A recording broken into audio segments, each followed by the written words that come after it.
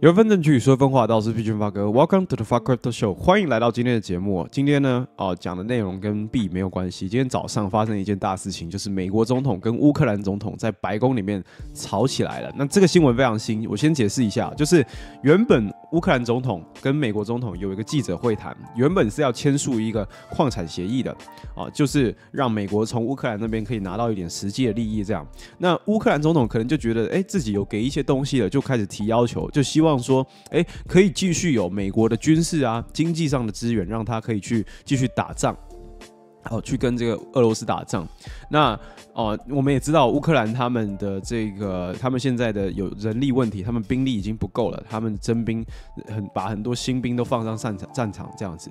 所以呢，乌克兰总统呢就要求说，我需要美国的军事啊、经济的支持。但是川普呢，他的态度就是认为说，I want a peace， 我想要和平，然后我想要用 diplomacy， 他们一直强调 diplomacy， 这个用外交手段去解决，而不是一直给你资源，然后让双方互打这样子。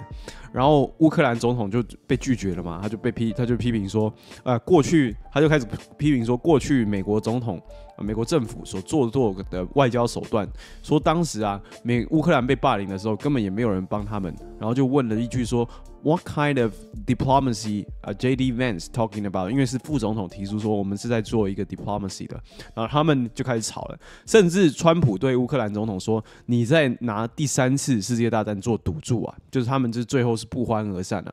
川普还在乌克兰总统离开之后发了一篇文章，我们等一下会带大家看。那我也是起床运动完看到，马上翻译，马上做的影片哦。那我们就来看看完整的影片内容吧。This thing over with. You see the hatred he's got for Putin. It's very tough for me to make a deal with that kind of hate. He's got tremendous hatred, and I understand that. But I can tell you, the other side isn't exactly in love with, him either. So it's not a question of alignment.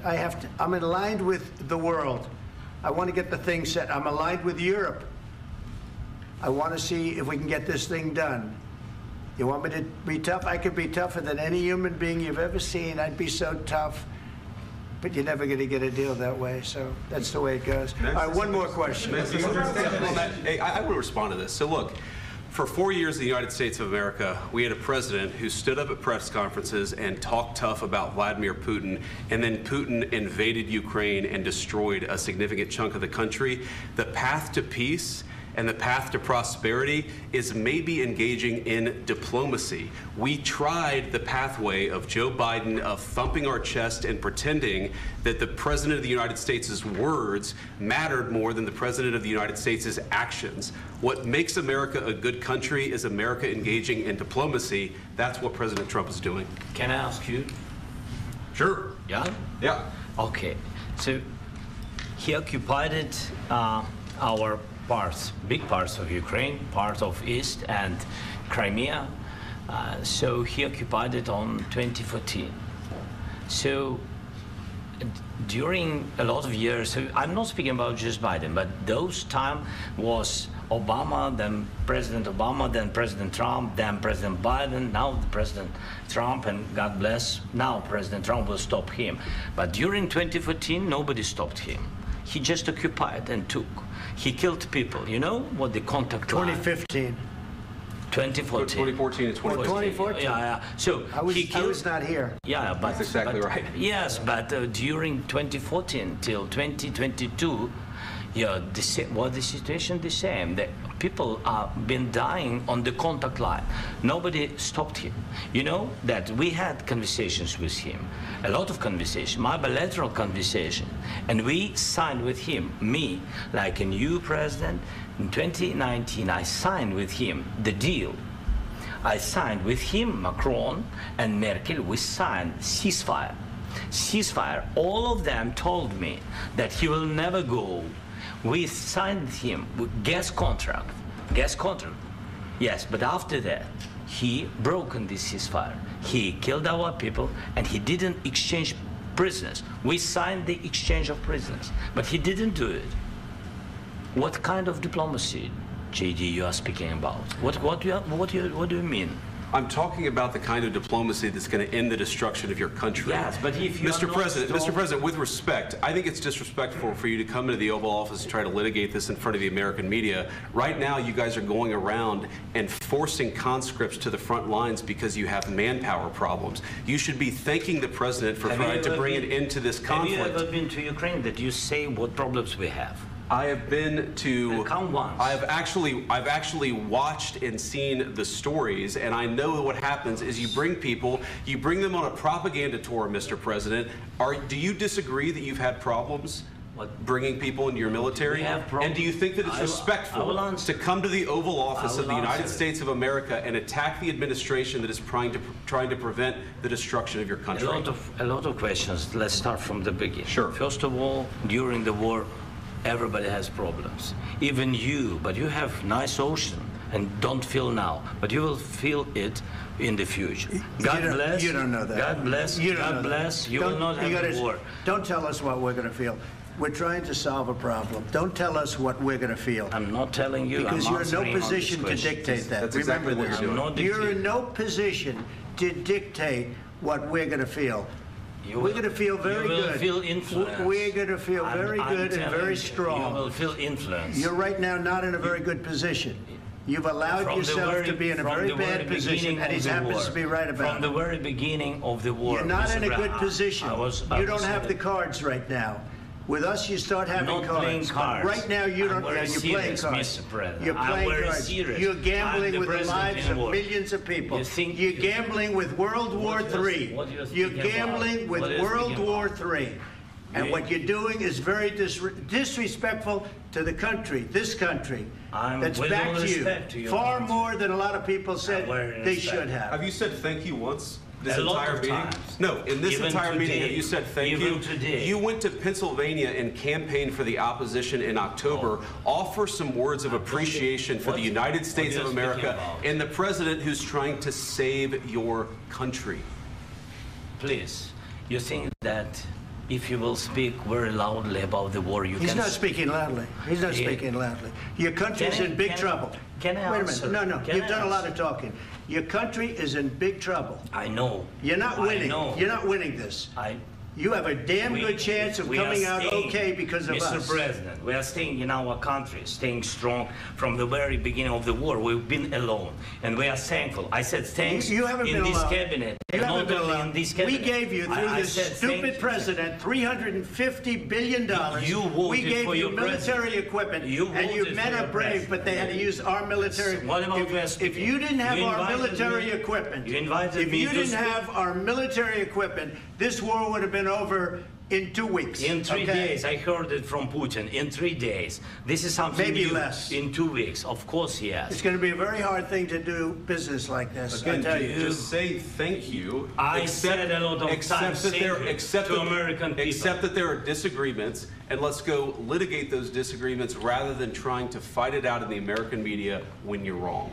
We know that you're wrong. But you see, I think it's good for the American people to see what's going on. I understand, sir. I think it's very important. That's why I kept this going so long. You have to be thankful. You don't have the cards. You're buried there. Your people are dying. You're running low on soldiers. Listen, you're running low on soldiers. It would be a damn good thing. And then you tell us, I don't want a ceasefire. I don't want a ceasefire. I want to go, and I want this. Look.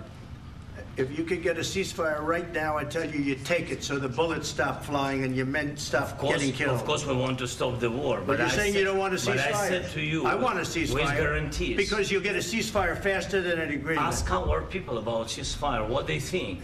That wasn't with me. For you what that wasn't with me. That was with a guy named Biden, who was not a smart person. That was with Obama. It was your president. Excuse me. That was with Obama, who gave you sheets, and I gave you javelins. Yes. I gave you the javelins to take out all those tanks. Obama gave you sheets. In fact, the statement is Obama gave sheets and Trump gave javelins. You got to be more thankful, because let me tell you, you don't have the cards. With us, you have the cards. But without us, you don't have any cards. 那刚刚的来龙去脉大家也都看到了哦。那乌克兰总统离场之后，就是泽连斯基，离场之后，川普就在出手手上面发了一篇文章，就说了We had very meaningful meeting in White House today. Much was learned that could never be understood without conversation under such fire and pressure. 就是说呢，在这样子的有火药味的、有压力的这种对谈之下呢，我们其实也有了解到对方一些真正的意思，是这个意思啊，就是没有这样子的对谈，我们也很难了解对方真正的意思。好，这个是他的原文。然后 It's amazing what comes out through emotion， 情绪宣泄出来所表达的想法，伴随着情绪所表达出的想法呢，是。这个非常令人惊人的。And I have determined that President Zelensky is not ready for peace. 他还没有准备好，就是乌克兰总统呢，他说乌克兰总统还没有准备好为了这个和平做准备。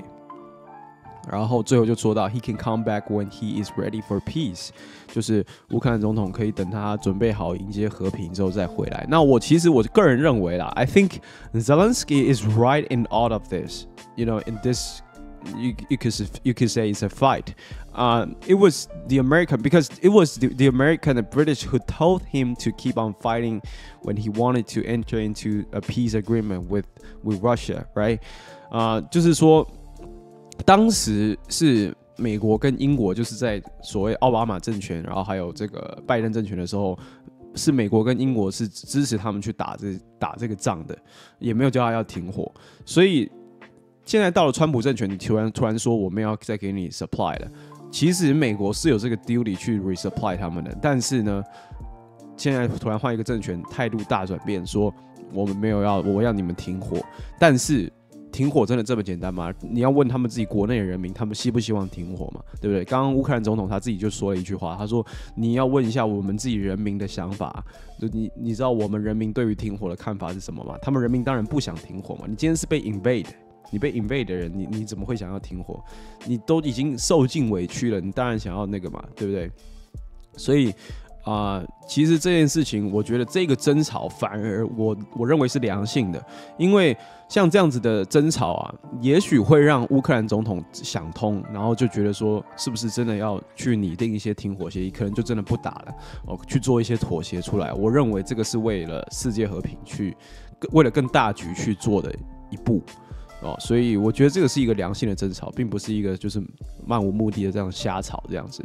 那各位也可以自己有你们自己的理解。那我就是今天呢看到这个，马上自己翻译，然后马上就把我的一些见解也可以讲出来。